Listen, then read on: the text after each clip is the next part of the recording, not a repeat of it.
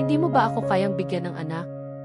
Iyon ang tanong na paulit-ulit na umalingaw sa isip ni Amelia habang nakatayo siya sa labas ng opisina ng pinakamayamang sihi sa bansa. Ang sisi na minsan niyang minahal. Ang lalaking minsan niyang pinangarap na makasama habang buhay. At ang lalaking hindi alam na mayroon siyang kambal na anak. Huminga siya ng malalim. 5 taon. 5 taon niyang itinago ang pinakamalaking sikreto ng kanyang buhay. Ngunit ngayong araw, mukhang hindi na iyon maitatago pa. Sa ika-negatibo 50 palapag ng Velasco Holdings, nakatanaw si Alexander Velasco sa malawak na syudad. Bilyonaryo, makapangyarihan, gwapo, kinaiinggitan ng marami. Ngunit sa kabila ng lahat ng kanyang tagumpay, may isang bagay na hindi niya mabili. Pamilya. Tahimik niyang pinisil ang hawak na larawan. Larawan iyon ng kanyang yumaong ama. Hindi pa rin kita nabibigyan ng apo, Dad. Mapait siyang umiti. 3 taon na siyang engaged kay Katrina Monteverde. Isa sa pinakamayamang babae sa bansa. Ngunit sa kabila ng lahat ng mamahaling doktor at paggamot, hindi pa rin sila magkaroon ng anak. Naging laman na iyon ng mga balita, ng mga usapan, ng mga intriga, at unti-unti na ring sumisira sa kanilang relasyon. Nagbukas ang pinto. Pumasok si Katrina. Nakakunot ang noo. Mukhang pagod ka. Hindi sumagot si Alexander. Diretso itong naupo sa sofa. Pagkatapos ay biglang nagsalita. Nakausap ko na ang doktor. Napatingin si Alexander. Ano nang sabi? Tumahimik si Katrina. At saka dahan-dahang nagsalita. Hindi na tayo magkakaanak. Parang huminto ang oras. Hindi agad nakapagsalita si Alexander. Kahit matagal na niyang inaasahan ang posibilidad na iyon. Masakit pa rin pala kapag tuluyan mo nang narinig. Samantala, sa isang maliit na bahay sa probinsya, masayang tumatakbo ang 2 bata. Mama! Mama! Sabay silang yumakap kay Amelia. Agad siyang napangiti. Ito ang dahilan kung bakit kinakaya niya ang lahat. Sina Adrian at Athena. Parehong 5 taong gulang. Parehong matatalino. At parehong eksaktong kamukha ng kanilang ama. Maitim na buhok. Matalas na mata. At parehong may natural na karisma. Minsan nga ay natatakot si Amelia. Kapag nakita sila ni Alexander, siguradong malalaman nito agad ang totoo. Mama! Naputol ang kanyang pag-iisip. Ano po? Tanong ni Adrian. May daddy po ba kami? Nawala ang ngiti ni Amelia. Hindi niya inaasahang maririnig iyon. Muli, ilang beses na nilang tinatanong. At sa bawat pagkakataon, mas lalong bumibigat ang kanyang puso. Lumuhod siya. Hinaplos ang mukha ng anak. Meron. Saan po siya? Napayuko si Amelia. Paano niya sasabihin? Paano niya ipaliliwanag na ang kanilang ama ay isa sa pinakamayamang tao sa bansa? Na hindi alam ng ama nila na sila ay umiiral? Na minsan niya itong iniwan dahil sa isang napakalaking kasinungalingan? 5 taon ang nakalipas. 21 taong gulang pa lamang si Amelia noon. Scholar. Working student. Pangarap lamang niya ang makatapos. Hindi niya inaasahang makikilala niya si Alexander Velasco. Noon ay hindi pa sihi si Alexander. Tagapagmana pa lamang. Ngunit kahit ganoon, sikat na siya. Mayaman, makapangyarihan, at napapalibutan ng magagandang babae. Ngunit sa hindi maipaliwanag na dahilan, si Amelia ang pinili nito. At minahal. Sobra. Pakakasalan kita. Iyon ang madalas sabihin ni Alexander. At naniwala siya. Buong puso. Hanggang sa dumating ang araw na sumira sa lahat. Isang gabi, habang naghihintay siya sa kondominium ni Alexander, may dumating na babae. Maganda, elegante, at may dalang mga larawan. Katrina Monteverde ako. Namilog ang mata ni Amelia. Kilalang-kilala niya ang pangalan. Anak ng isang bilyonaryo. At madalas mayugnay kay Alexander. Ngumiti si Katrina. Ngunit malamig iyon. Hindi mo alam? Ano? Ibinagsak nito ang mga larawan sa mesa. Mga larawan ng engagement preparations. Mga dokumento. At business agreements. Parang binuhusan ng malamig na tubig si Amelia. Hindi maaari, di. Mahinang bulong niya. Alexander loves me. Tumawa si Katrina. Love. Lumapit ito. Magpapakasal kami. Parang pinagsakluban ng langit at lupa si Amelia. At lalo pa iyong lumala nang marinig niya ang susunod na sinabi. At kung mahal mo siya. Tumigil si Katrina. Sana lumayo ka na. Kinabukasan. Hindi na hinintay ni Amelia ang paliwanag. Nasaktan siya. Nadurog. At natakot. Kaya umalis siya. Naglaho. Nang hindi alam na buntis na pala siya. Mama. Bumalik siya sa kasalukuyan. Nakatitig ang dalawang anak. Napangiti siya kahit mabigat ang dibdib. Balang araw, di. Sabi niya, makikilala ninyo ang daddy ninyo. Hindi niya alam. Sa mismong araw na iyon, may paparating na malaking pagbabago sa kanilang buhay. Dahil sa Maynila, may natuklasan ang isang pribadong investigador. At agad itong dinala kay Alexander. Sir D. Kabado nitong inilapag ang folder. Ano ito? Tanong ng CC. Resulta po ng ipinahanap ninyo. Kumunot ang noo ni Alexander. Binuksan niya ang folder. At biglang natigilan. May larawan. Larawan ng isang babaeng matagal na niyang hinahanap. Isang babaeng 5 taon nang nawala. Isang babaeng hindi niya nakalimutan kahit kailan. Amelia. Ngunit hindi iyon ang dahilan kung bakit siya namutla. Kundi ang 2 batang nasa tabi nito. 2 batang halos eksaktong kamukha niya. Nanlaki ang kanyang mga mata. Nanginginig ang kanyang kamay. At sa unang pagkakataon sa loob ng maraming taon, nakaramdam siya ng kakaibang pag-asa. Impossible, D. Bulong niya.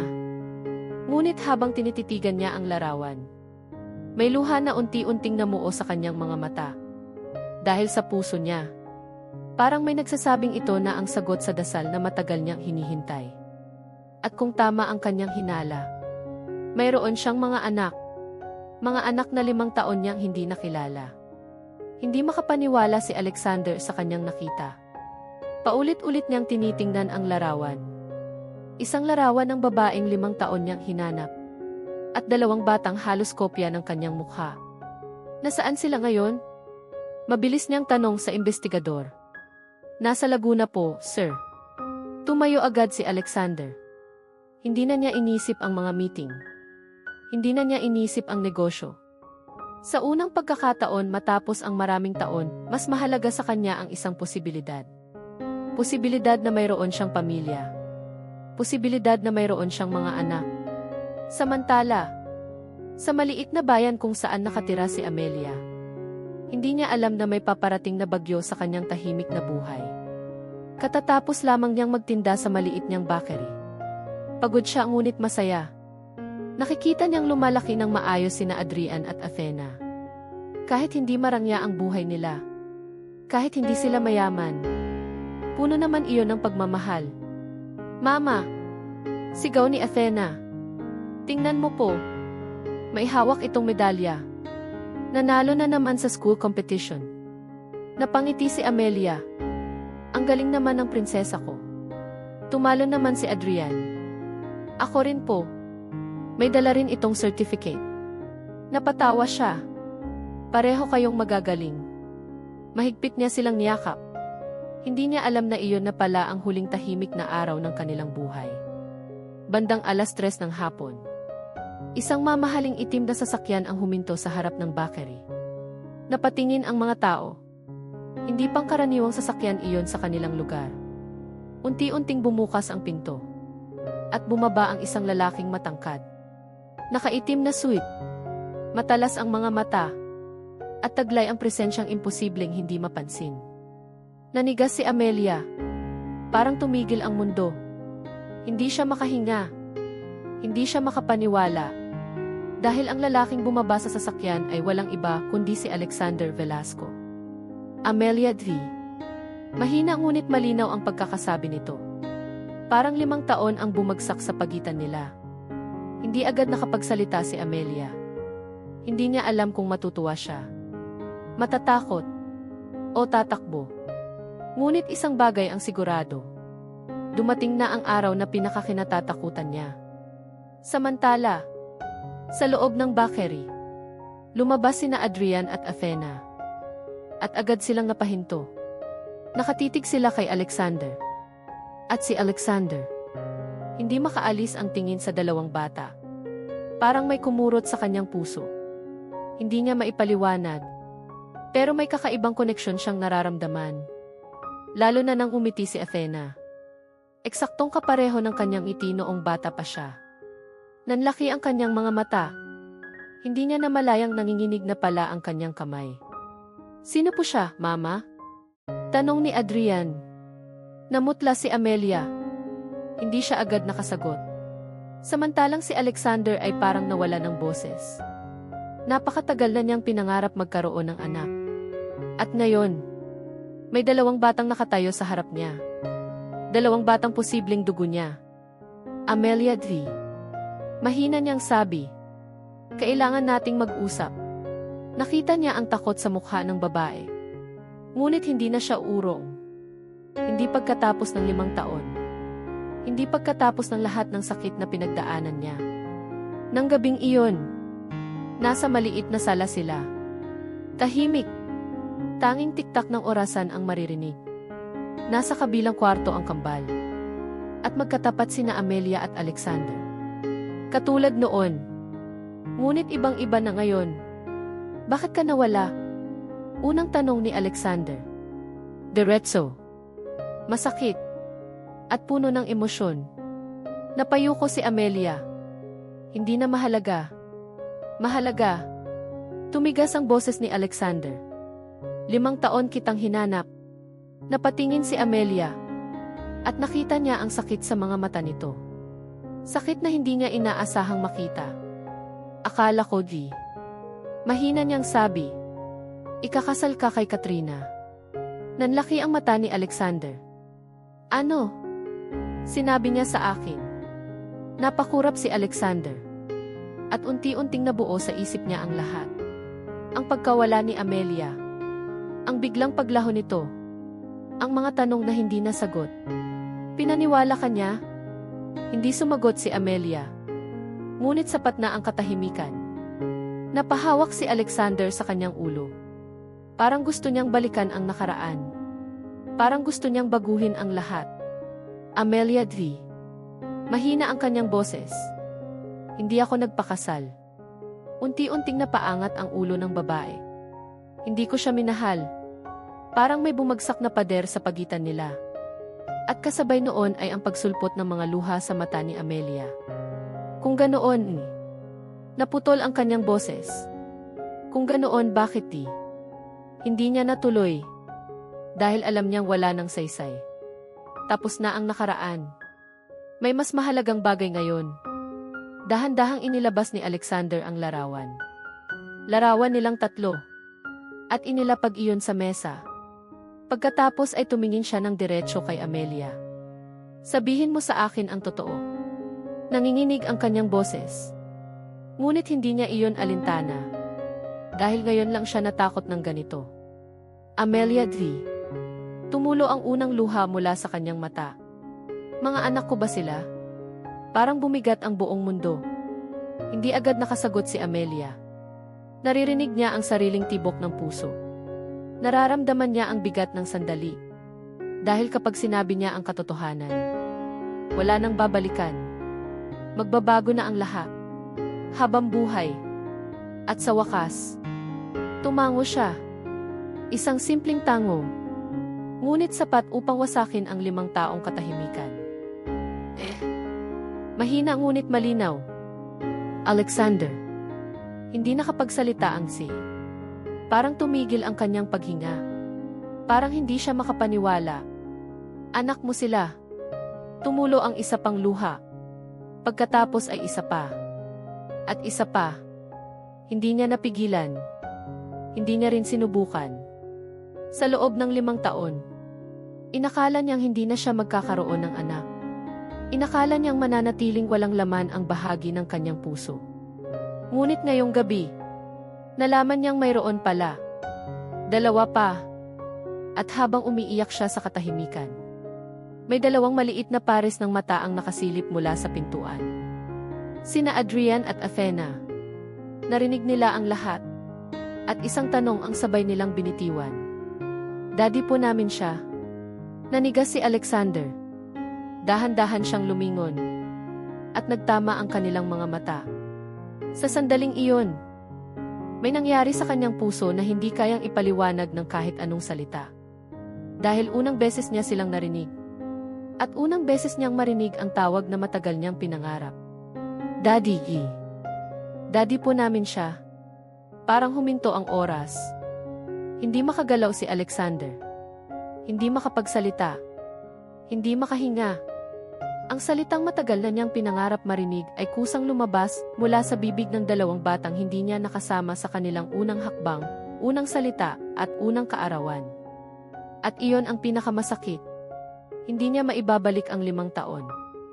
Hindi niya maibabalik ang mga panahong nawala. Dahan-dahang lumapit sina Adrian at Athena. Kapwa nagtataka. Kapwa kinakabahan. Ngunit kapwa umaasang tama ang kanilang narinig. Si Athena ang unang nagsalita. Ikaw po ba talaga ang daddy namin? Nanginginig ang labi ni Alexander. Lumuhod siya sa harap nila. At sa unang pagkakataon sa buhay niya bilang isang makapangyarihang tuluyan siyang bumigay. Eli, mahina niyang sabi. Ako ang daddy ninyo. Agad na yumakap si Athena. Napakalakas. Napakahigpit. Parang natatakot itong mawala siya. Kasunod naman si Adrian. Hindi na rin napigilan ang sarili. Daddy. Tuluyang bumagsak ang luha ni Alexander. Yumakap siya sa 2 bata. Mahigpit. Napakahigpit. Parang ayaw na niyang pakawalan. Tahimik na umiiyak si Amelia sa isang tabi.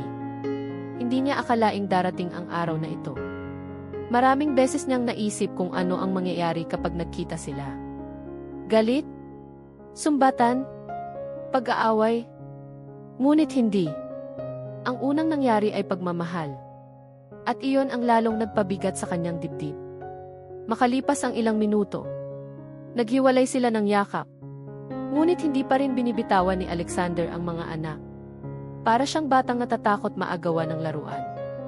O mas tama, ama na natatakot mawalan muli ng pamilya. Daddy. Tanong ni Adrian. Bakit ngayon lang po kayo dumating? Parang sinaksak ang puso ni Alexander. Hindi niya alam ang isasagot. Dahil wala siyang kasalanan. Ngunit wala ring kasalanan ang mga bata. Pasensya na. Mahina niyang sabi. Hinahanap ko kayo. At iyon ang totoo. Kung alam lang niya. Kung sinabi lang sa kanya ni Amelia. Hindi sana siya mawawala sa buhay ng mga anak niya. Kinabukasan. Nagising ang buong bayan sa isang nakakagulat na balita. May convoy ng mga mamahaling sasakyan sa tapat ng bakery ni Amelia. May mga bodyguard. May mga executive. At may na tila ayaw nang umalis. Mukhang mayaman talaga si Daddy. Bulong ni Athena. Napatawa si Alexander. At sa unang pagkakataon sa matagal na panahon. Totoo ang kanyang ngiti. Buong araw niyang nakasama ang kambal. Naglaro sila. Nagkwentuhan. Naglakad sa parke. At bawat segundo ay parang ginto para sa kanya. Daddy. Sigaw ni Athena. Tulak mo po ako. Nasa swing ito. Agad namang tumayo si Alexander. Samantalang si Adrian ay may dalang maliit na laruan. Daddy, tingnan mo po. Lumuhod agad siya. Nakinig. Nakipaglaro. Nakipagkwentuhan. Pinagmamasdan iyon ni Amelia mula sa malayo. At doon niya napagtanto ang isang bagay. Hindi niya kailanman nakita si Alexander na ganito kasaya. Hindi sa negosyo. Hindi sa tagumpay. Hindi sa pera. Kundi sa pagiging ama. Ngunit habang masaya ang lahat, may isang taong nagangalit sa galit sa Maynila. Sigaw ni Katrina Monteverde. Halos mabasag ang hawak niyang baso. Natagpuan niya si Amelia? Tanong niya. Opo, ma'am. Sagot ng tauhan. At mukhang nalaman na rin po niya ang tungkol sa mga bata. Namutla si Katrina. Hindi maaaring mangyari iyon. Sa loob ng 5 taon, ginawa niya ang lahat para mawala si Amelia sa buhay ni Alexander. Dahil alam niyang mahal na mahal ito ng lalaki. At alam niyang kapag bumalik ito, tapos na ang lahat. Hindi niya inaasahan ang isang bagay.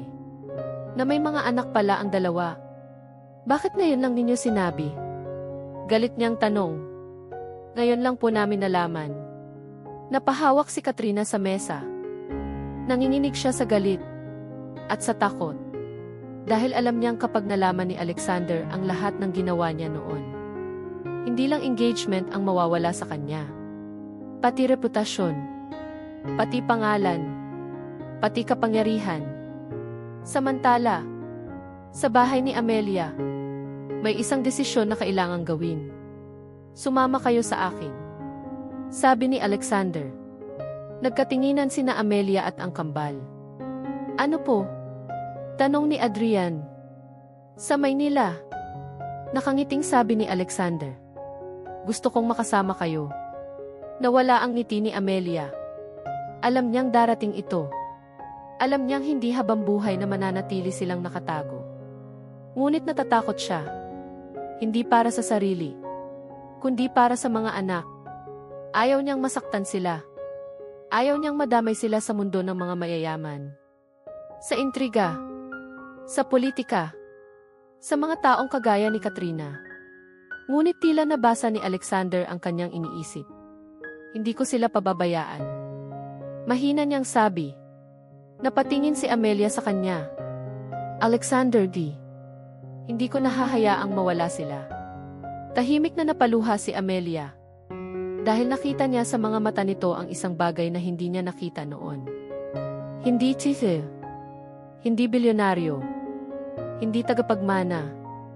Kundi isang ama.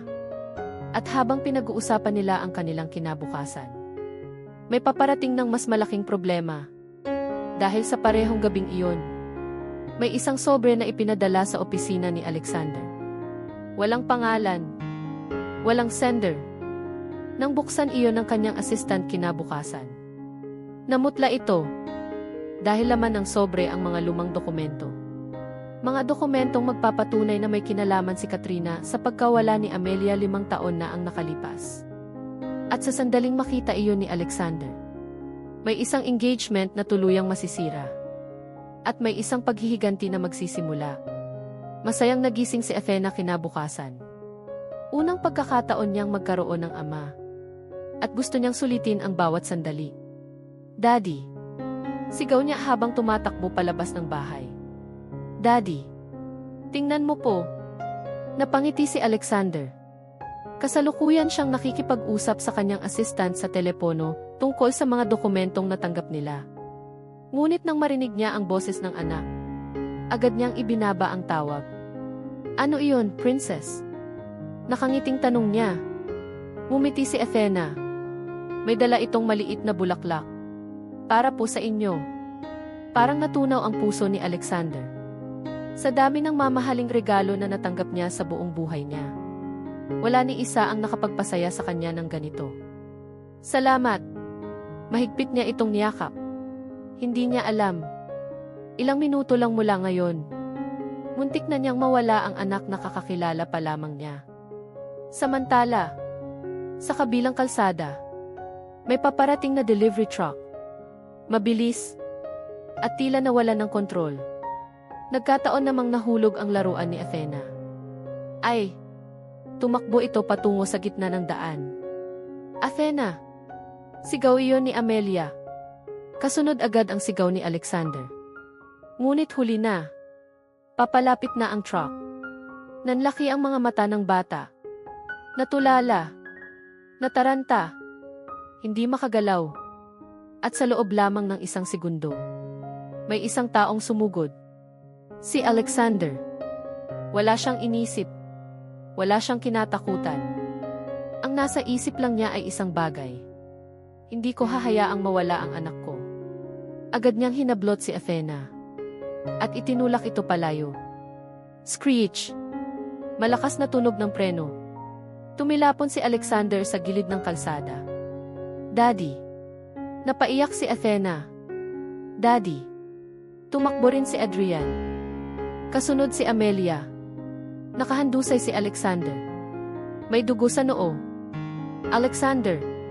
Iyak ni Amelia. Dahan-dahang iminulat ng lalaki ang kanyang mga mata. At ang unang hinanap niya ay ang kambal. Ayos ba sila? Mahina niyang tanong. Napahagulgol si Amelia. Ikaw ang nasaktan. Ngunit mumiti si Alexander.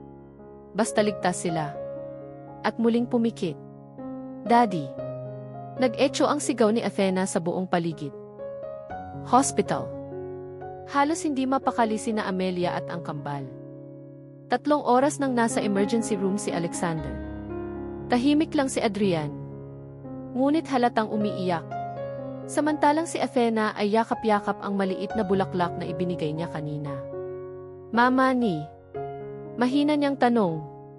Esan, mamamatay po ba si Daddy? Parang piniga ang puso ni Amelia. Hindi. Agad siyang umiti. Kahit umiiyak, hindi siya mamamatay. At sa mismong sandaling iyon, bumukas ang pinto ng EC. Lumabas ang doktor. Family ni Envy Velasco. Agad silang tumayo. Maayos na po siya. Parang nabunutan sila ng tinik. Nagtamo lang siya ng minor concussion. Napahinga ng maluwag si Amelia. Ngunit may isa pang nangyari. Nang dalhin si Alexander sa private room, biglang tumakbo si Athena papasok. Daddy. Napangiti ang sisi. Kahit masakit ang katawan. Ligtas ka. At muling napaluha si Athena. Ako po dapat ang nagsorry. Bakit? Kung hindi po ako tumakbo di. Umiling si Alexander. Makinig ka sa akin. Lumapit ang bata. At sa kanya hinawakan ang maliit nitong mukha. Kahit ilang beses pang mangyari iyon. Tumulo ang luha ng si. Ililigtas pa rin kita. Tahimik ang buong silid. Maging si Amelia ay napaluha. Dahil alam niyang totoo iyon. Hindi dahil mayaman si Alexander. Hindi dahil niya siya. Kundi dahil mahal niya ang mga anak niya. At handa siyang mamatay para sa kanila. Samantala, Maynila. Galit na galit si Katrina. Anong ibig mong sabihin may ebidensya? Pawis na pawis ang kanyang abogado. May lumabas pong mga dokumento. Anong dokumento? Mga tawag. Mga bank transfers. At testimonya. Namutla si Katrina. Hindi. Impossible. Sinigurado niyang walang makakaalam. Sinigurado niyang mababaon ang lahat. Ngunit ngayon, unti-unti nang lumalabas ang katotohanan. At mas lalo siyang natakot nang marinig ang susunod. Alam na po ni Envy Velasco. Parang binuhusan siya ng malamig na tubig. Dahil kilala niya si Alexander.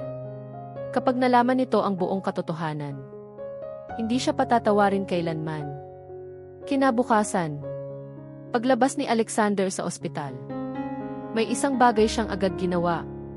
Pumunta siya sa Velasco Holdings. At ipinatawag si Katrina. Pagpasok ng babae sa conference room, napansin agad nito ang malamig na ekspresyon ng lalaki. Hindi ang dating Alexander. Hindi ang lalaking kaya niyang paikutin. Kundi isang ama. At isang lalaking handang ipaglaban ang kanyang pamilya. Tahimik niyang inilapag ang makapal na folder sa mesa. Ano ito? Tanong ni Katrina. Huling pagkakataon mo. Nanginginig ang boses ni Alexander sa galit. Sabihin mo sa akin ang totoo. Unti-unting namutla ang babae. Dahil alam niyang, ito na ang simula ng kanyang pagbagsak. Tahimik ang conference room. Napakatahimik. Tanging tunog lamang ng air conditioner ang maririnig. Nasa isang dulo ng mahabang mesa si Alexander. Sa kabilang dulo naman ay si Katrina. At sa pagitan nila, isang makapal na folder na puno ng katotohanan. Ano ito? Muling tanong ni Katrina. Ngunit ngayon ay wala na ang kanyang kumpiyansa. Hindi agad sumagot si Alexander. Dahan-dahan niyang binuksan ang folder. At inilabas ang unang dokumento. Kilala mo ba ito? Namutla si Katrina. Isa iyong kopya ng bank transfer. 5 taon na ang nakalipas. Sunod niyang inilapag ang isa pang papel. Mga tawag, mga mensahe, at mga testimonya ng ilang dating empleyado. Isa-isang nabasag ang depensang itinayo ni Katrina. Alexander D. Mahina niyang sabi. Makinig ka muna. Hindi. Putol agad ng lalaki. Sa unang pagkakataon, narinig ni Katrina ang ganitong klase ng galit mula kay Alexander. 5 taon. Nanginginig ang kanyang boses. 5 taon akong naniwalang iniwan ako ni Amelia. Bumagsak ang kanyang kamao sa mesa. 5 taon akong nawala ng pamilya. Napapikit si Katrina dahil alam niyang wala na siyang lusot. At mas lalo pang bumigat ang sitwasyon nang marinig niya ang sumunod. Alam mo ba kung ano ang pinakamasakit? Tahimik siya. May mga anak pala ako. Tumulo ang luha sa mata ni Alexander. Mga anak na hindi ko nakitang lumaki. Hindi makatingin si Katrina. Sa unang pagkakataon, nakaramdam siya ng tunay na pagsisisi. Ngunit huli na ang lahat. Tapos na tayo. Nanlaki ang mata niya. Alexander. Tapos na. Malamig ang boses nito. Wala nang engagement. Parang gumuho ang mundo ni Katrina. Hindi dahil mahal niya si Alexander, kundi dahil nawawala na ang lahat ng kanyang pinaghirapan. Pangalan, kapangyarihan, impluwensya, at ngayon, pati kinabukasan. Tahimik siyang umalis, at sa pagsara ng pinto, tuluyan ding nagsara ang kabanata nila ni Alexander. Samantala, nasa maliit na garden ng ospital sina Amelia at ang kambal. Dinala niya roon ang mga bata para makapaglaro habang nagpapahinga si Alexander. Mama! Sigaw ni Athena. Tingnan mo po. Masayang tumatakbo ang bata. Napangiti si Amelia. Ngunit hindi iyon umabot sa kanyang mga mata. Dahil may lihim siyang dala. Lihim na hindi pa rin niya kayang sabihin kay Alexander. At habang iniisip niya iyon, may isang pamilyar na boses ang narinig niya. Alam kong may tinatago ka pa. Napalingon siya. Si Alexander. Nakatayo ito sa likod niya. Tahimik. Diretso ang tingin. Parang nababasa ang kanyang isip. Ano nang ibig mong sabihin? Dahan-dahang umupo si Alexander sa tabi niya. Kilala kita. Mahinang humiti ito. Kapag may bumabagabag sa iyo, hindi ka makatingin ng diretsyo. Napayuko si Amelia. Dahil tama siya. May tinatago pa nga siya. At iyon ang bagay na matagal na niyang kinatatakutan. Amelia. Mahina ang boses ni Alexander. Wala na tayong dapat itago sa isa't isa. Napapikit siya. Kung sasabihin niya ang totoo, posibleng magbago na naman ang lahat. Ngunit kung hindi niya sasabihin, mas lalaki lang ang problema. Huminga siya ng malalim at saka nagsalita. Noong umalis ako, napatingin si Alexander. Hindi ko alam na buntis ako. Tumango ang lalaki. Alam na niya iyon. Ngunit hindi pa tapos si Amelia. Pagkalipas ng ilang buwan, nanginginig ang kanyang boses. May doktor na nagsabi sa akin na maaaring hindi ko maisilang ng ligtas ang mga bata. Nanlaki ang mata ni Alexander. Ano? Tumulo ang luha ni Amelia. Complicated ang pagbubuntis ko. Parang piniga ang puso ni Alexander. Hindi niya iyon alam. Hindi niya alam na habang hinahanap niya si Amelia, nag-iisa itong lumalaban para mabuhay ang kanilang mga anak. Walang pera. Walang kasama. Walang pamilya. Tahimik siyang umiiyak. Natakot ako. At tuluyan na siyang napahagulgol. Sa loob ng 5 taon. Ngayon lamang niya nailabas ang lahat. akala ko mamamatay ako. Parang sinuntok sa dibdib si Alexander. Agad niya itong niyakap. Mahigpit. Napakahigpit. At sa unang pagkakataon matapos ang maraming taon. Pareho silang umiyak. Hindi bilang dating magkasintahan, kundi bilang dalawang taong nasaktan ng parehong kasinungalingan. At habang yakap niya si Amelia, may isang maliit na tinig ang sumingit. Ano pong ginagawa ninyo? Napalingon sila. Sina Adrian at Athena. Nakakunot ang noo ni Adrian. Samantalang si Athena ay nakangisi. Daddy. Tumakbo ito. Iyakap din ako. Napatawa si Alexander. Maya-maya ay 4 na silang magkakayakap. At sa sandaling iyon, pakiramdam niya kumpleto na siya. Ngunit hindi pa alam ng lahat na may isa pang taong naghahanda ng mas malaking problema. Dahil sa isang madilim na opisina sa Maynila, may isang matandang lalaki ang nakatingin sa litrato ni na Amelia at ng kambal. Malamig ang kanyang mga mata. At galit. Mga anak ni Alexander. Mahina siyang tumawa. Ngunit walang saya iyon. Kailanman hindi ko sila tatanggapin. Ang lalaking iyon ay walang iba kundi Don Eduardo Velasco. Ang lolo ni Alexander. Ang tunay na pinuno ng pamilya Velasco. At ang taong may pinakamalaking impluensya sa kanilang imperyo. Hindi pa niya nakikilala ang kambal. Ngunit mayroon na agad siyang desisyon. At kapag nalaman ni na Alexander at Amelia ang kanyang plano, muling malalagay sa panganib ang kanilang pamilya. May mga taong hindi kailangang sumigaw para katakutan.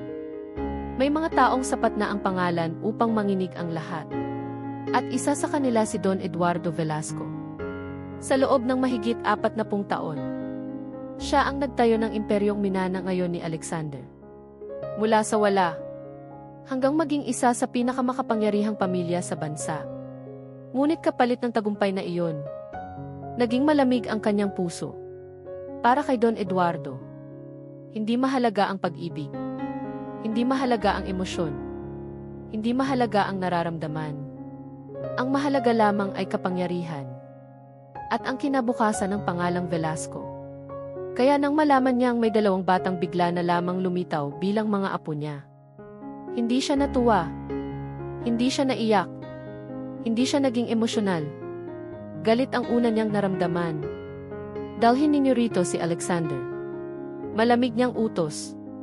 Kinabukasan, nakatayo si Alexander sa loob ng napakalaking opisina ng kanyang lolo. Hindi siya bata. Hindi siya mahina. Hindi siya natatakot sa kahit sinong negosyante. Ngunit tuwing kaharap niya si Don Eduardo, pakiramdam niya ay bumabalik siya sa pagiging batang hindi sapat. Narinig ko ang balita. Diretso ang tingin ng matanda. May mga anak ka raw. At agad nang umiti si Alexander. Sa unang pagkakataon, may pagmamalaki sa kanyang tinig. May anak ako. 2. Ngunit hindi iyon ikinatuwa ng matanda. At ang ina, si Amelia, tahimik. Napakatahimik. Pagkatapos, dahan-dahang tumayo si Don Eduardo. Isang ordinaryong babae. Tumigas ang panga ni Alexander. Huwag ninyo siyang tawaging ganoon. Napaangat ang kilay ng matanda. Hindi ordinaryo ang babaeng nagpalaki ng mag-isa sa mga anak ko. At unang beses sa maraming taon, may taong sumagot kay Don Eduardo ng walang takot. Ngunit hindi umatras ang matanda. Kaya mo bang isugal ang buong kumpanya para sa kanila? Napakunot ang noo ni Alexander. Ano nang ibig ninyong sabihin? Dahan-dahang inilapag ng matanda ang isang folder. At ang laman nito ay nagpabigat sa buong silid. Mga dokumento, mga kontrata, mga kasunduan. Kung pakakasalan mo si Amelia di, tumigil siya. Wala kang matatanggap na mana. Nanigas si Alexander. Kung kikilalanin mo ang mga batang iyon bilang tagapagmana di, muling nagsalita ang matanda. Hindi ka na magiging si. Parang sumabog ang katahimikan. Ngunit hindi pa tapos si Don Eduardo. Pipili ka. Malamig ang kanyang tinig. Pamilya o imperyo. Samantala, Walang alam si Amelia sa nangyayari. Masayang-masaya sina Adrian at Athena. Unang beses nilang makapunta sa Maynila. Unang beses nilang makita ang napakalaking bahay ni Alexander. "Daddy!" Sigaw ni Athena. "Totoo po bang sa atin ito?" Napatawa si Alexander. Napanganga ang bata. Ang laki. Tumakbo ito sa sala. Kasunod si Adrian. At sa unang pagkakataon, naramdaman ni Alexander na ang bahay na dati malamig at tahimik ay nagkaroon ng buhay. Ngunit habang nakatingin siya sa mga anak, paulit-ulit na bumabalik sa isip niya ang sinabi ng lolo niya. Pamilya o imperyo? Hindi iyon simpleng desisyon. Libu-libong empleyado ang umaasa sa kanya. Milyon-milyong piso ang nakasalalay. Ngunit sa kabilang banda, nariyan sina Amelia, nariyan sina Adrian at Athena. Ang pamilyang matagal niyang ipinagdasal. Gabi. Hindi makatulog si Amelia. May kakaiba siyang pakiramdam. Parang may masamang mangyayari. At tama siya. Dahil sa parehong gabing iyon, may dumating na bisita. Isang itim na sasakyan. At mula rito ay bumaba ang isang matandang lalaki. Si Don Eduardo Velasco. Hindi alam ni Amelia kung sino siya. Ngunit agad niyang naramdaman ang malamig na presensyang dala nito. "Kayo si Amelia?" "Opo." Tahimik siyang tumango. Pinagmasdan siya ng matanda mula ulo hanggang paa. Parang sinusukat. Parang hinuhusgahan. At pagkatapos, sinabi nito ang mga salitang nagpahinto sa kanyang paghinga. "Hindi ka bagay sa pamilya namin." Namutla si Amelia. "Paumanhin? Hindi kita tatanggapin." Diretso. Walang awa. Walang paggalang. At hindi pa doon nagtapos. "Kaya kung mahal mo si Alexander, lumapit ito. Layuan mo siya." Parang bumalik ang nakaraan. Parang muling bumalik si Katrina. Parang muli na naman siyang pinapalaya sa buhay ng lalaking mahal niya. Ngunit may isang bagay na nagbago. Hindi na siya ang dating Amelia. Hindi na siya ang dalagang madaling matakot. Hindi na siya ang babaeng basta na lamang aalis. Dahil ngayon, may mga anak siyang kailangang ipaglaban. Dahan-dahan siyang tumayo. At sa unang pagkakataon, diretso niyang hinarap si Don Eduardo. "May respeto po ako sa inyo." Tahimik ang kanyang boses. Ngunit matatag. "Pero hindi ko ilalayo ang mga anak ko sa ama nila." Napaangat ang kilay ng matanda. Parang hindi siya makapaniwalang may sumasagot sa kanya ng ganito. At mas lalo siyang nagulat sa sumunod. "Hindi pera ang habol ko." Tumulo ang luha ni Amelia. "Hindi kumpanya. Hindi mana. Ang gusto ko lang ni..." Napatingin siya sa kwarto kung saan natutulog ang kambal. Ay magkaroon sila ng buong pamilya. Sa unang pagkakataon, hindi agad nakasagot si Don Eduardo. Dahil sa kabila ng kanyang katigasan, may kung anong tumama sa kanyang puso. Ngunit hindi pa sapat iyon upang baguhin ang kanyang isip. At habang paalis siya ng mansyon, may isang lihim siyang desisyon. Desisyong hindi alam ni na Alexander at Amelia. Isang plano para subukin kung karapat-dapat nga ba ang kambal na maging Velasco. At ang pagsubok na iyon ay maglalagay sa buong pamilya sa pinakamalaking krisis na haharapin nila. Hindi alam ni na Amelia at Alexander na nagsimula na ang lihim na plano ni Don Eduardo. Para sa matanda, hindi sapat ang dugo. Hindi sapat na apo ang isang tao dahil lamang sa apelyido. Kailangan niya ng patunay. Patunay na karapat-dapat ang mga bata sa pangalang Velasco. Makalipas ang ilang araw, opisyal nang nailipat sina Adrian at Athena sa isa sa pinakamagandang paaralan sa Maynila. Isang eksklusibong paaralan kung saan nag-aaral ang mga anak ng mga negosyante, politiko at sikat na personalidad. Nang makita iyon ni Athena, napanganga siya. "Daddy G. Aysan, mas malaki pa po ito kaysa sa buong barangay namin." Napatawa si Alexander. Maging si Amelia ay napailing. Samantala, tahimik lamang si Adrian. Pinagmamasdan niya ang paligid. Bagamat bata pa, likas na mapagmasid ang kambal. at mula sa isang sasakyan sa malayo. Tahimik na pinagmamasdan sila ni Don Eduardo. Hindi nila alam na sinusubukan ko sila. Mahinang sabi ng matanda. Unang araw di paaralan. Hindi naging madali ang pagsisimula. Sa loob ng classroom, may ilang batang agad nakapansin sa kambal. Kayo ba iyong mga bagong Velasco? Tumango si Adrian. Ako si Adrian. At ako si Athena. Ngumiti ang babae. Ngunit hindi lahat ay natuwa. May isang batang lalaki ang ngumisi. Probinsyano pala kayo. Tahimik si Adrian. Ngunit hindi tumigil ang bata. Nabalitaan ko, galing lang kayo sa maliit na bakery.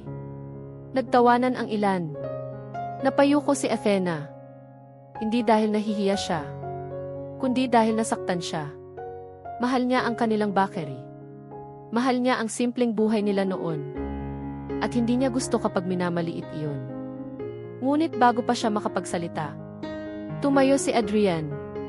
Hindi galit. Hindi nakikipag-away. Tahimik lamang. At saka sinabi ang isang bagay na nagpatahimik sa buong klase. Hindi nakakahiya ang maging mahirap. Napahinto ang lahat. Mas nakakahiya ang manghusga ng ibang tao. Tahimik ang silid. Maging ang guro ay natigilan. At mula sa KCV monitor sa principal's office, may isang matandang lalaki ang nakamasid. Si Don Eduardo. Bahagyang napaangat ang kanyang kilay. Hindi niya inaasahan iyon. Pagkatapos ng klase, habang naglalakad pa uwi ang kambal, may nakita silang isang matandang janitor. Nahulog ang dala nitong mga gamit. Agad tumakbo si Athena. Lolo, tulungan po namin kayo. Tumabi rin si Adrian. Isa-isa nilang pinulot ang mga gamit. Umiti ang matanda. Salamat, mga apo. Hindi alam ng kambal na hindi ordinaryong janitor ang kaharap nila. Isa itong dating empleyado ng Velasco Holdings. At isa rin sa mga taong pinagkakatiwalaan ni Don Eduardo. Lahat ng nangyari ay agad nitong iniulat. Gabi. Nasa mansyon sina Alexander at Amelia. Masayang nagkukwento ang kambal tungkol sa kanilang unang araw. Daddy. Sigaw ni Athena. May kaibigan na po ako. Ako rin po. Sabi ni Adrian.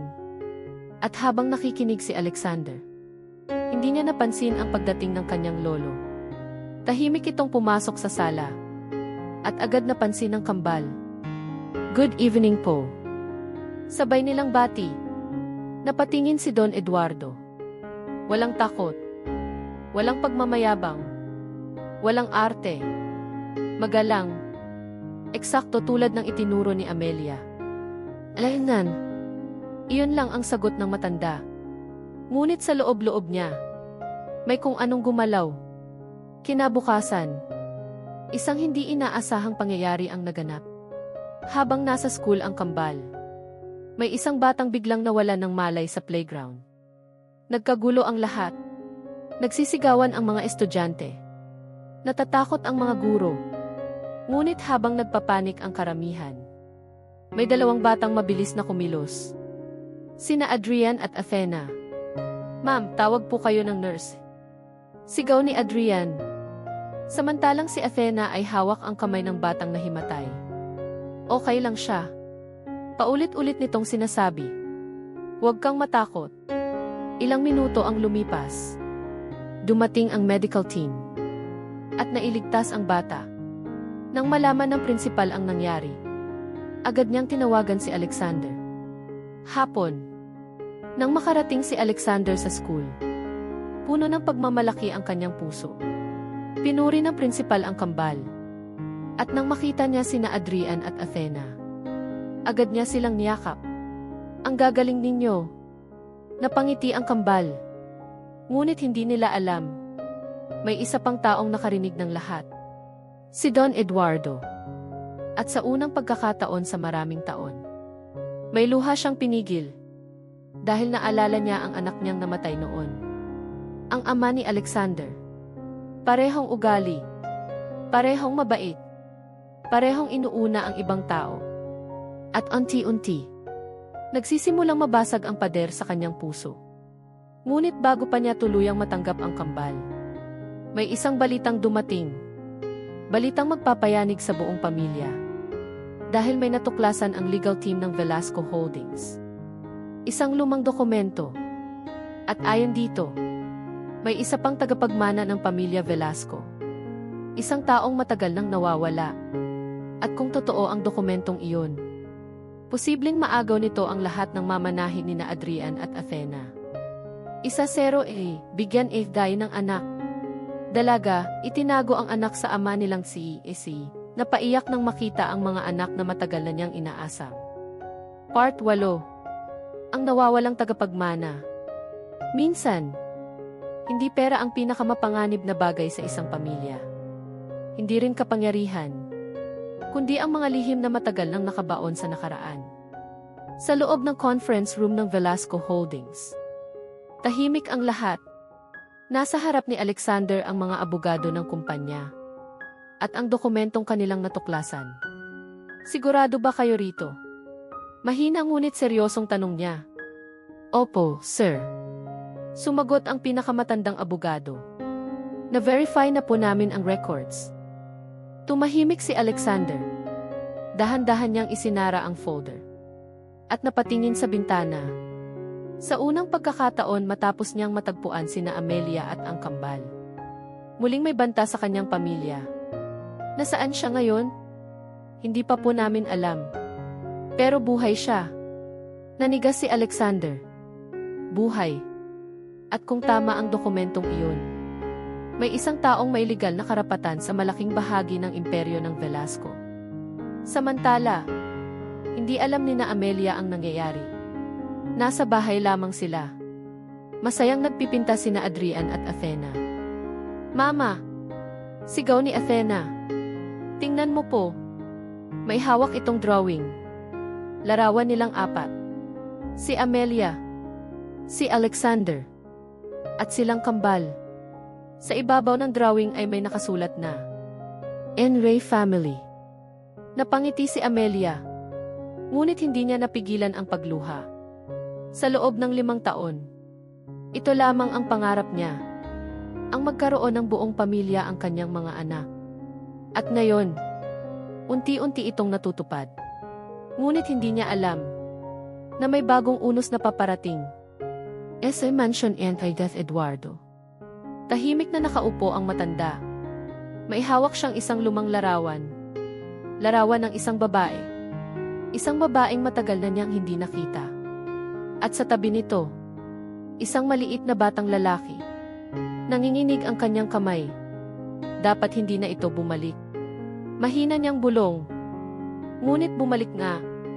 Dahil ang batang nasa larawan ay ang nawawalang tagapagmana. At ang taong iyon ay may koneksyon sa pinakamadilim na lihim ng pamilya Velasco. Kinabukasan, nasa school sina Adrian at Athena. Normal ang lahat. Hanggang sa may isang lalaking dumating sa gate. Matangkad. Nasa kalagitnaan ng 30. Simple ang suot. Ngunit kakaiba ang kanyang mga mata. Parang may matagal na hinahanap. At nang makita niya ang kambal, bigla siyang natigilan. Lalo na si Adrian. Dahil may pagkakahawig. Hindi eksakto. Ngunit sapat para mapansin. Sino po kayo? Magalang na tanong ni Athena. Napakurap ang lalaki. At bahagyang umiti. Wala. Sadyang napadaan lang. Ngunit hindi iyon ang totoo. Dahil matagal na niyang hinahanap ang pamilyang Velasco. At ngayon, mukhang natagpuan na niya. Gabi. Nagtipon-tipon ang pamilya sa hapagkainan. Masayang nagkukwento ang kambal. Habang nakikinig sina Amelia at Alexander. Ngunit biglang tumunog ang telepono. Tinanggap ni Alexander ang tawag. At habang tumatagal, unti-unting nagbabago ang ekspresyon ng kanyang mukha. Nawala ang ngiti. Nawala ang saya. At nang matapos ang tawag, tahimik siya. Anong nangyari? Tanong ni Amelia. Huminga ng malalim si Alexander. Pagkatapos ay sinabi niya ang balitang hindi niya gustong marinig. Nakita na nila siya. Nagtaka si Amelia. Sino? Tahimik muna si Alexander. At saka sumagot. Ang nawawalang tagapagmana. Parang bumigat ang buong silid. Lalo na nang marinig nila ang sumunod. At gusto niyang makipagkita sa atin. Pagkatapos ng 2 araw, dumating ang araw ng pagkikita. Nasa malaking conference hall ang lahat. Si Alexander, si Amelia, sina Adrian at Athena, pati si Don Eduardo. At nang bumukas ang pinto, pumasok ang misteryosong lalaki. Tahimik, kalma, at diretsong tumingin kay Don Eduardo. Parang maraming taon ng galit ang nakatago sa kanyang mga mata. Nanigas ang matanda.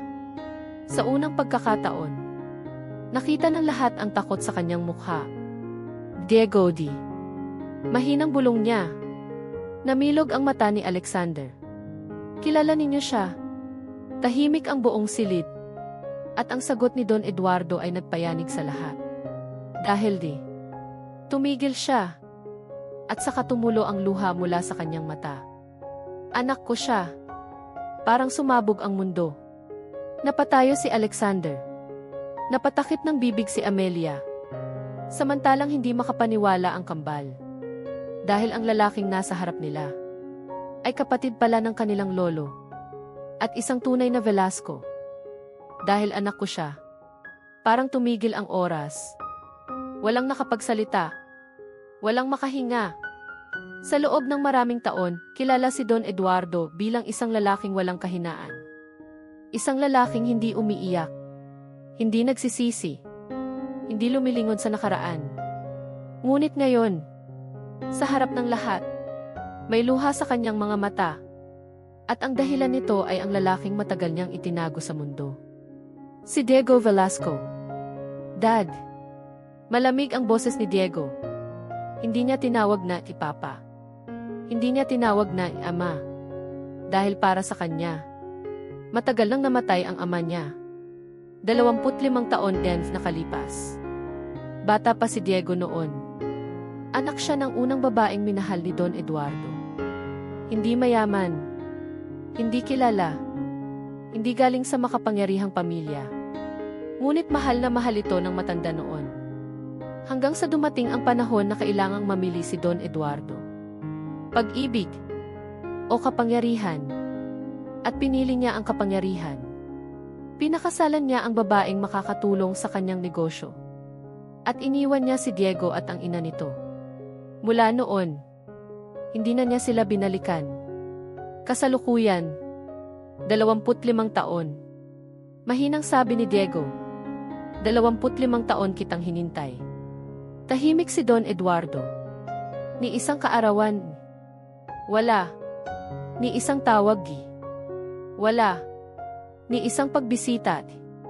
Wala. Bawat salita ay parang kutsilyong tumatama sa puso ng matanda. Dahil totoo ang lahat. At wala siyang maipagtatanggol.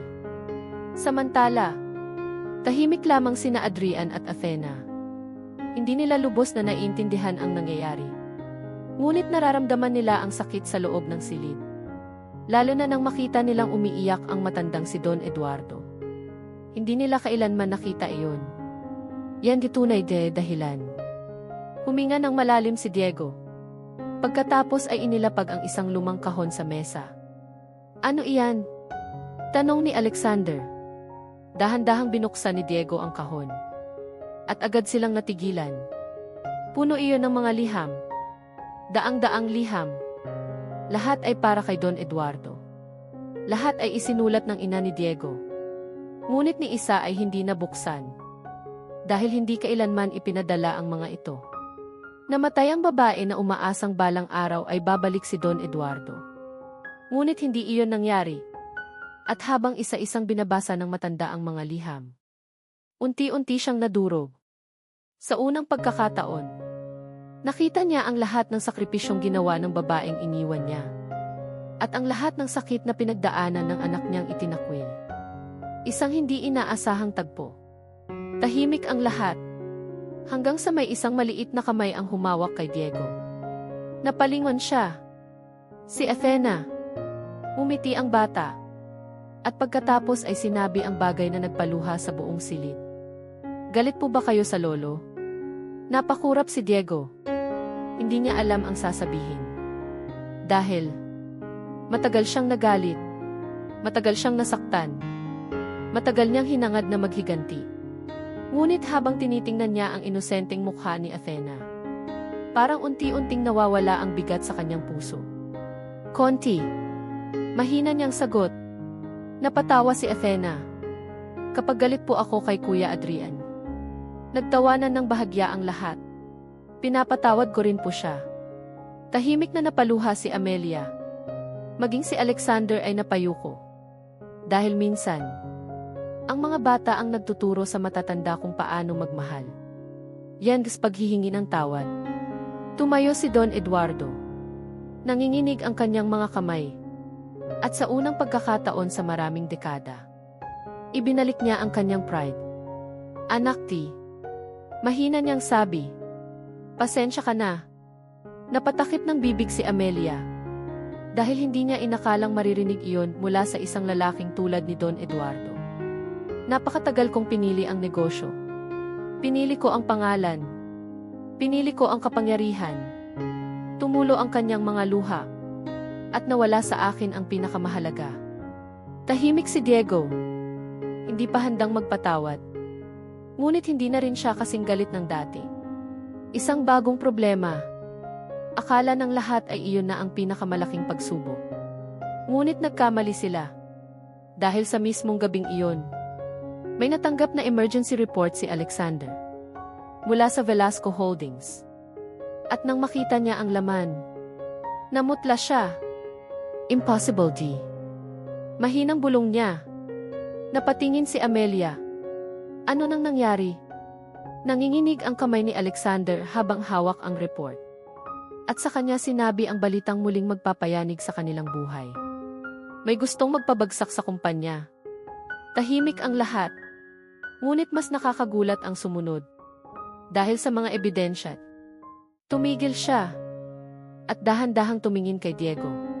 Parang ikaw ang pangunahing suspect. Nanlaki ang mata ni Diego. Ano? At doon nagsimula ang panibagong bangungot. Parang ikaw ang pangunahing suspect. Nanigas si Diego. Hindi siya makapaniwala sa narinig. Pagkatapos ng lahat ng nangyari. Pagkatapos ng unang pagkakataong nagkaroon siya ng pagkakataon na makaharap ang kanyang ama. Ngayon naman, siya ang pinaghihinalaang sisira sa imperyo ng mga Velasco. Hindi ako. Mariin ang kanyang boses. Wala akong dahilan para gawin iyon. Ngunit kahit sabihin niya iyon, alam niyang mahirap siyang paniwalaan.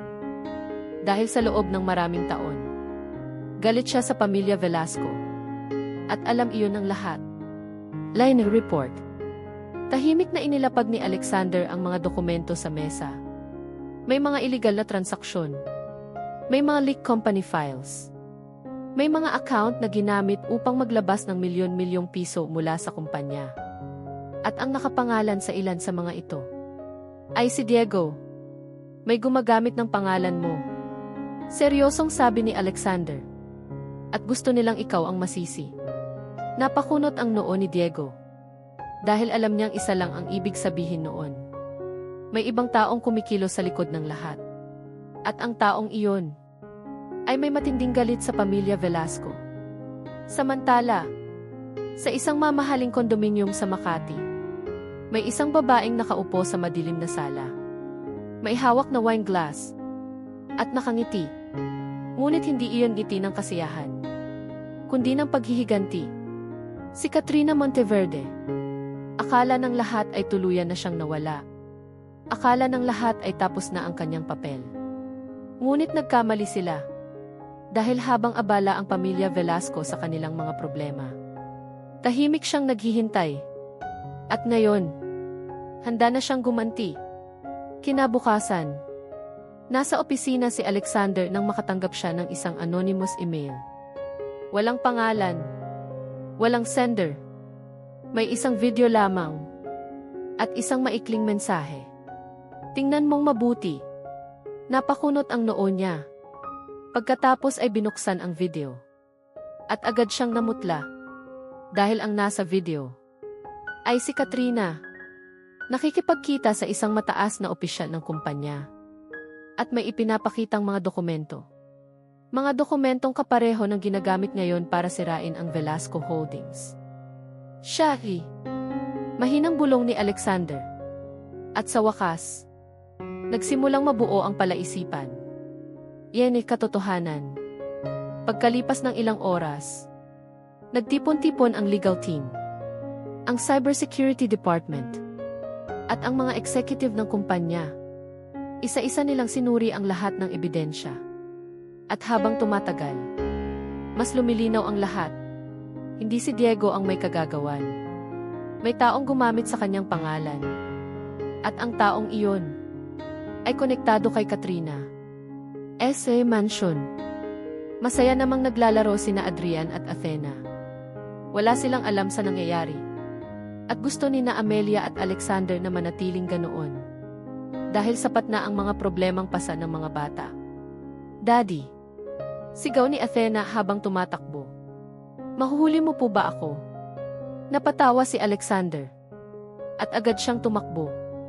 Sa loob lamang ng ilang linggo, napakalaki na ng ipinagbago ng buhay niya. Mula sa isang zihi na nag-iisa, hanggang sa isang ama na may 2 anak na naghihintay sa kanya araw-araw. At habang hinahabol niya si Athena, napatingin siya kay Amelia. Tahimik itong nakangiti. At doon niya muling naramdaman ang bagay na hindi kailanman nawala. Pagmamahal. Isang mahalagang tanong. Nang gabing iyon, nakatayo sila ni Amelia sa hardin. Tahimik, mahangin, at puno ng mga bituin ang kalangitan. Amelia. Mahina niyang tawag. Napalingon ang babae. At bago pa ito makapagsalita, may inilabas si Alexander mula sa kanyang bulsa. Isang maliit na kahon. Nanlaki ang mga mata ni Amelia. Hindi siya makahinga. Hindi siya makapaniwala. Dahan-dahang lumuhod si Alexander. At sa unang pagkakataon matapos ang 5 taon, muli niyang sinabi ang mga salitang minsang naputol ng kasinungalingan. Pakakasalan mo ba ako? Tumulo agad ang luha ni Amelia. Dahil ito ang eksaktong pangarap na minsan niyang inakalang hindi na matutupad. At bago pa siya makasagot, may 2 maliliit na tinig ang sumigaw mula sa likod. Mama, yan eh. Napatawa silang lahat. Sina Adrian at Athena pala. Nakatago sa likod ng halaman. At lihim na nanonood. Daddy. Sigaw ni Athena. Tagal naman po ng sagot ni Mama. Napahagalpak ng tawa si Alexander. Maging si Amelia ay hindi napigilan. At sa pagitan ng kanyang mga luha, tumango siya. Mahina. Ngunit malinaw. Alexander. Agad siyang niyakap ng lalaki. Kasunod ang kambal. At sa sandaling iyon, pakiramdam nila ay wala nang makakasira sa kanilang kaligayahan. Ngunit hindi nila alam na sa kabilang panig ng lungsod, may isang taong galit na galit matapos malaman ang engagement. Si Katrina. At may hawak siyang isang dokumentong kayang sirain ang nalalapit na kasal. Isang dokumentong matagal niyang itinago. At ayon dito, may isang sikreto tungkol sa pagkatao ni Amelia na hindi pa nalalaman kahit ni Alexander. Parang ikaw ang pangunahing suspect. Nanigas si Diego. Hindi siya makapaniwala sa narinig. Pagkatapos ng lahat ng nangyari, pagkatapos ng unang pagkakataong nagkaroon siya ng pagkakataon na makaharap ang kanyang ama. Ngayon naman, siya ang pinaghihinalaang sisira sa imperyo ng mga Velasco. Hindi ako. Mariin ang kanyang boses. Wala akong dahilan para gawin iyon. Ngunit kahit sabihin niya iyon, alam niyang mahirap siyang paniwalaan. Dahil sa loob ng maraming taon, galit siya sa pamilya Velasco. At alam iyon ng lahat. Line report. Tahimik na inilapag ni Alexander ang mga dokumento sa mesa. May mga illegal na transaksyon. May mga leaked company files. May mga account na ginamit upang maglabas ng milyon-milyong piso mula sa kumpanya. At ang nakapangalan sa ilan sa mga ito ay si Diego. May gumagamit ng pangalan mo. Seryosong sabi ni Alexander. At gusto nilang ikaw ang masisi. Napakunot ang noo ni Diego. Dahil alam niyang isa lang ang ibig sabihin noon. May ibang taong kumikilos sa likod ng lahat. At ang taong iyon ay may matinding galit sa pamilya Velasco. Samantala, sa isang mamahaling kondominium sa Makati, may isang babaeng nakaupo sa madilim na sala. May hawak na wine glass at nakangiti. Ngunit hindi iyon ngiti ng kasiyahan, kundi ng paghihiganti. Si Katrina Monteverde. Akala ng lahat ay tuluyan na siyang nawala. Akala ng lahat ay tapos na ang kanyang papel. Ngunit nagkamali sila. Dahil habang abala ang pamilya Velasco sa kanilang mga problema, tahimik siyang naghihintay. At ngayon, handa na siyang gumanti. Kinabukasan, nasa opisina si Alexander nang makatanggap siya ng isang anonymous email. Walang pangalan, walang sender. May isang video lamang at isang maikling mensahe. Tingnan mong mabuti. Napakunot ang noo niya. Pagkatapos ay binuksan ang video. At agad siyang namutla. Dahil ang nasa video ay si Katrina. Nakikipagkita sa isang mataas na opisyal ng kumpanya. At may ipinapakitang mga dokumento. Mga dokumentong kapareho ng ginagamit ngayon para sirain ang Velasco Holdings. Siya mahinang bulong ni Alexander. At sa wakas, nagsimulang mabuo ang palaisipan. Iyan ay katotohanan.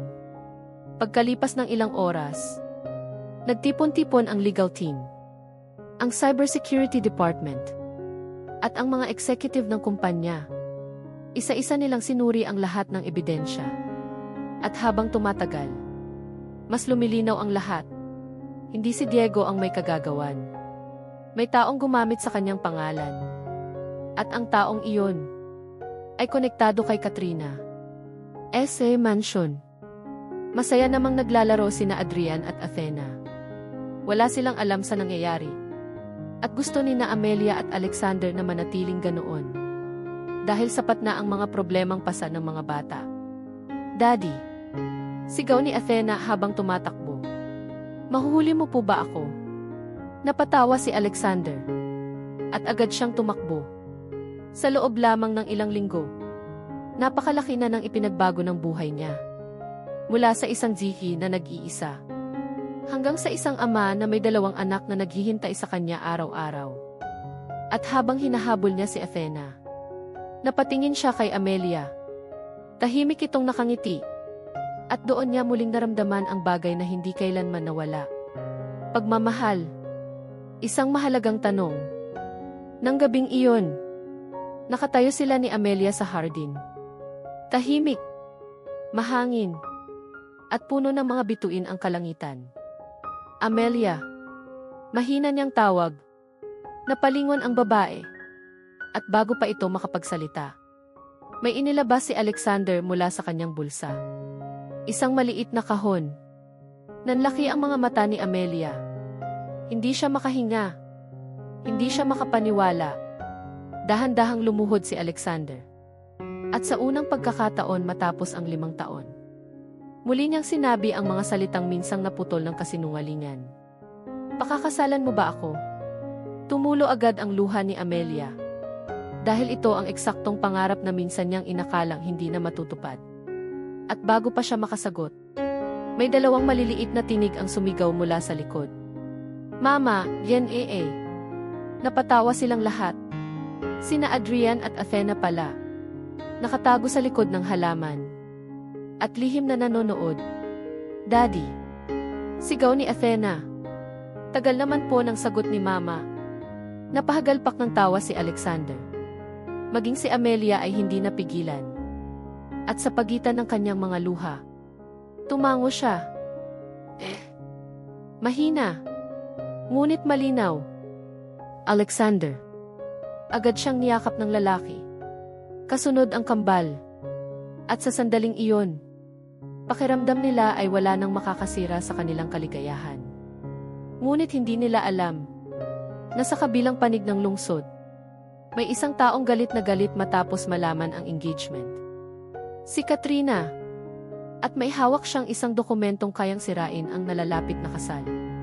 Isang dokumentong matagal niyang itinago. At ayon dito, may isang sikreto tungkol sa pagkatao ni Amelia na hindi pa nalalaman kahit ni Alexander. May mga laban na hindi naaayos ng pera. May mga sugat na hindi nalulunasan ng kapangyarihan. At may mga pusong matagal nang nasaktan na tanging pagmamahal lamang ang kayang maghilom. Ilang araw bago ang kasal ni na Alexander at Amelia, muling nagtipon ang buong pamilya Velasco. Ngunit hindi para magdiwang, kundi para harapin ang huling problemang nagbabanta sa kanilang kaligayahan. Si Katrina Monteverde. Sa loob ng conference room ng Velasco Holdings, nakaharap si Katrina kina Alexander, Amelia, Diego, Don Eduardo at sa mga abogado ng kumpanya. Hindi na ito ang dating eleganteng babae na puno ng kumpiyansa. Mukha siyang pagod. Mukha siyang natalo. Ngunit may bakas pa rin ang pagmamatigas sa kanyang mga mata. Tapusin na natin ito. Malamig na sabi ni Alexander. Isa-isang inilatag ng legal team ang mga ebidensya. Mga email. Mga bank records. Mga video recordings. At maging ang mga testimonya ng mga empleyadong binayaran ni Katrina upang sirain ang kumpanya. Habang tumatagal ang presentasyon, unti-unting nawawala ang kulay sa mukha ng babae. Dahil wala na siyang matatakbuhan. Wala na siyang maitatanggi. At nang ilabas ang huling video, tuluyan siyang napaupo. Ito ang video kung saan malinaw na siya ang nag-utos na gamitin ang pangalan ni Diego upang pagtakpan ang sabotahe. Tahimik ang buong silid. At pagkatapos ng ilang segundo, napayuko si Katrina. Talo na ako. Mahina niyang sabi. Walang galit. Walang sigaw. Pagod na lamang. Napatingin siya kay Amelia. At sa unang pagkakataon matapos ang maraming taon, may luha sa kanyang mga mata. Pasensya ka na. Nanlaki ang mga mata ni Amelia. Hindi niya inaasahang maririnig iyon. Nainggit ako. Patuloy ni Katrina. Dahil ikaw ang minahal niya. Tumulo ang kanyang luha. At kahit anong gawin ko hindi kailanman ako ang pinili niya. Tahimik lamang si Alexander. Dahil alam niyang tapos na ang lahat. At minsan, hindi na kailangan ng paghihiganti. Dahil sapat na ang katotohanan. Makalipas ang ilang araw, opisyal nang naisampa ang mga kaso laban sa mga taong kasangkot sa sabotahe. At tuluyan nang nalinis ang pangalan ni Diego. Isang bagong simula. Kinagabihan, nagtipon muli ang pamilya sa mansyon. Naroon sina Amelia, si Alexander, sina Adrian at Athena, si Diego, at si Don Eduardo. Tahimik na tumayo ang matanda. May hawak itong dalawang maliit na kahon. Napatingin ang kambal. Ano po iyon? Usisang tanong ni Athena. Bahagyang humiti si Don Eduardo. At iyon marahil ang pinakamalambot na ngiting nakita nila mula sa kanya. Lumapit siya sa kambal. At iniabot ang mga kahon.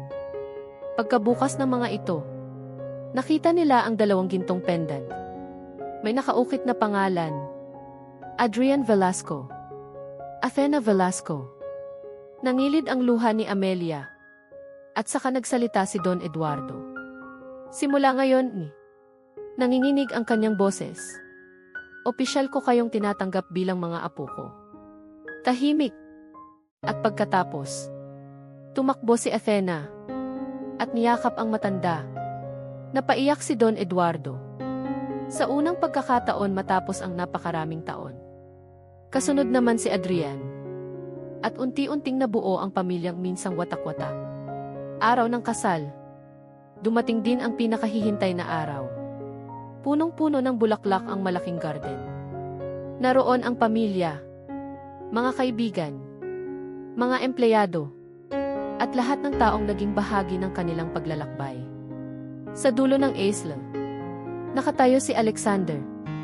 Nakaayos, ngunit halatang kinakabahan. Daddy, bulong ni Adrian, parang ikaw pa ang ikakasal. Nagtawanan ang lahat, at nang tumugtog ang musika, lumingon si Alexander. At nakita niya si Amelia. Nakaputing damit. Napakaganda. At gaya ng unang araw na nakita niya ito. Muli siyang natigilan. Parang huminto ang mundo. Parang wala nang ibang tao sa paligid. Si Amelia lamang. At ang pamilyang binuo nila. Habang naglalakad ito papalapit. Hindi napigilan ni Alexander ang pagluha. Napansin iyon ni Athena. Daddy umiiyak. Napatawa ang mga bisita. Ngunit hindi na itinago ni Alexander ang kanyang luha. Dahil minsan, ang tunay na lalaki ay hindi natatakot umiyak para sa mga taong mahal niya. Jens Panata. Nang dumating ang oras ng kanilang panata, mahigpit na hinawakan ni Alexander ang kamay ni Amelia. At saka nagsalita. Akala ko noon, napahinto siya. Habang pinupunasan ang kanyang luha. Akala ko noon pera ang kulang sa buhay ko. Tahimik ang lahat. Mas malaking kumpanya. Mas maraming tagumpay. Mas maraming kapangyarihan. Umiling siya. Hindi pala. Napatingin siya kina Adrian at Athena. At tuluyan nang nabasag ang kanyang boses. Pamilya pala. Maraming bisita ang napaluha. Maging si Don Eduardo. Maging si Diego. At saka umiti si Alexander. Salamat dahil binalik mo sa akin ang buhay na akala ko wala na. Tumulo rin ang luha ni Amelia. At pagkatapos ng ilang sandali, opisyal na silang naging mag-asawa. Yan is pinakamagandang regalo. Matapos ang seremonya, tumakbo sina Adrian at Athena papunta kay Alexander. At sabay siyang niyakap. Daddy. Mahigpit ang yakap. Napakahigpit. At pagkatapos ay sinabi ni Athena ang mga salitang hindi niya malilimutan kailanman. Best daddy ever. Natawa si Adrian. Totoo po iyon. At sa wakas, tuluyan nang napaiyak si Alexander. Hindi dahil sa sakit. Hindi dahil sa pagkawala. Kundi dahil sa kaligayahan.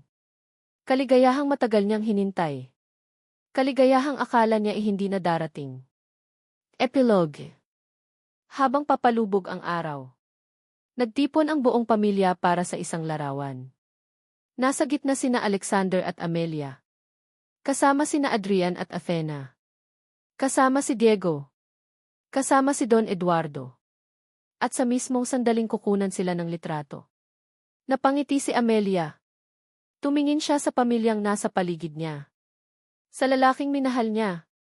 Sa mga anak nilang ipinaglaban niya. At sa pamilyang minsang nawasak ngunit muling nabuo. Mahina siyang nagsalita. Sa wakas napatingin sa kanya si Alexander. At sa kanya tinapos ang pangungusap. Kumpleto na tayo. Yan eh. Minsan, hindi pera o kapangyarihan ang sukatan ng tagumpay. Kundi ang pagkakaroon ng mga taong mamahalin at magmamahal sa iyo habang buhay.